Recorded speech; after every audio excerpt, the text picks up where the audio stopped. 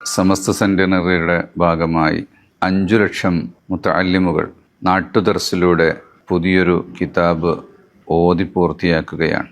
സുൽത്താനുൽ ഉലമ രചിച്ച ഒരു ഗ്രന്ഥം പൂർണ്ണമായും ഗുരുമുഖത്തുനിന്ന് പാരായണം ചെയ്യുന്നതിലൂടെ 5 ലക്ഷം ആളുകൾ പൂർണ്ണമായും ഒരു കിതാബ് ഓതി തീർത്തുകൊണ്ട് പഴയകാല നാട്ടുദർസിനെ പുനരാവിഷ്കരിക്കുകയും വീണ്ടും പഠനരംഗത്തേക്ക് കടന്നു വരികയുമാണ്. ഇൽമിൻ്റെ പ്രചാരണം നാട്ടുദർസുകളിലൂടെ നടന്നിരുന്നതാണ് നമ്മുടെ നാട്ടിൽ ഇന്ന് കാണുന്ന ആത്മീയ ചൈതന്യത്തിൻ്റെയും അറിവിൻ്റെ പ്രകാശത്തിൻ്റെയും കാരണം. നഷ്ടപ്പെട്ടു പോകാതെ ഇത് നമുക്ക് തിരിച്ചു പിടിക്കേണ്ടതുണ്ട്.